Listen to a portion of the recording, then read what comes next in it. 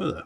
So now that we've got our tool fully defined and we have the beginnings of our rotary spraying operation, let's complete it.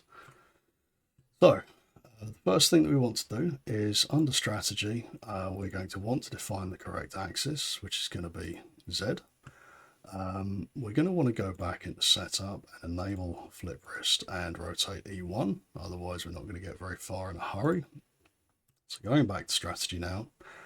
Got Z, we want our step over to be bigger than this. So given 20% is 2 millimeters, so I'm guessing 150% might be a good start. We might be able to get away with bigger, but for now 15 millimeters is decent enough.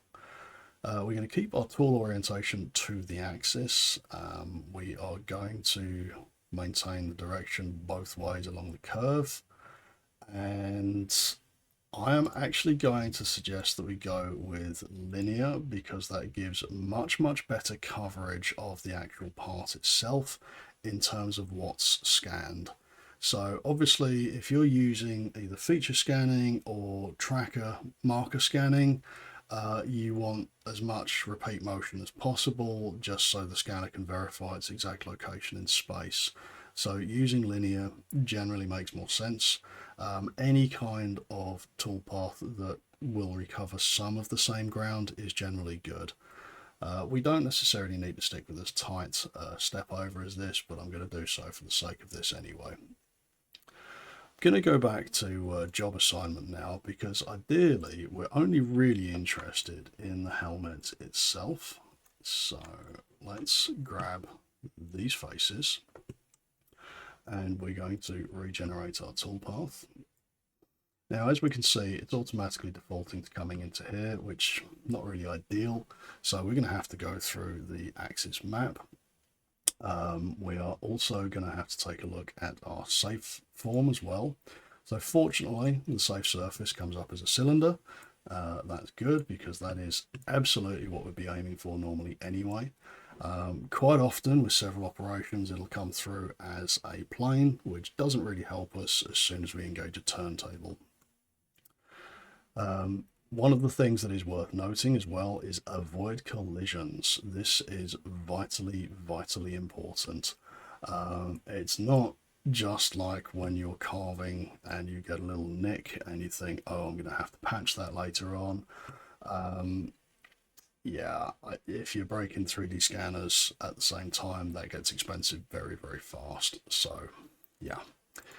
So back into setup, and we're going to go into the axis map here, and we're going to start scrubbing through this with collisions turned on. So that's fine. Toolpath, that's already looking a load better. So we'll just quickly scrub through the rest of them, make sure that everything's fine. Yeah, I'm not even going to go all the way through calculating if it looks as clear as that generally, because it's pretty redundant to do so.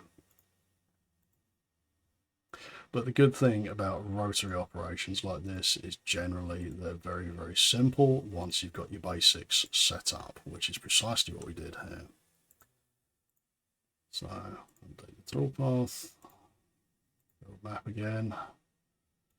Looks great. Update toolpath.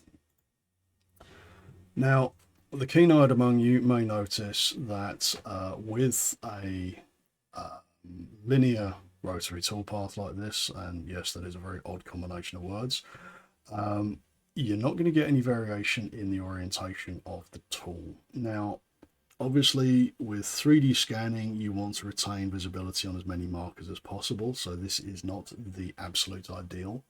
I would suggest that you play around with the maximum and minimum range on the rotary operation, so your maximum and minimal axial positions.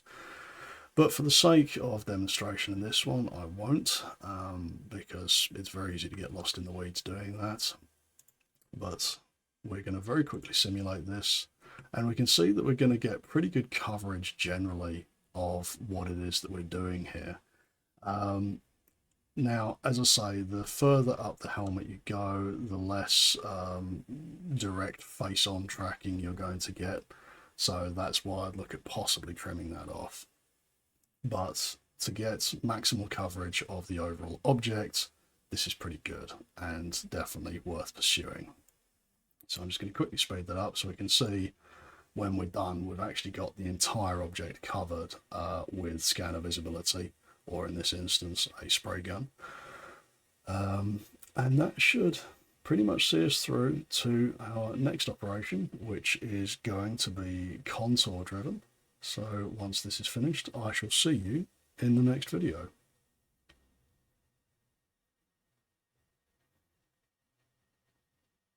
And there we go.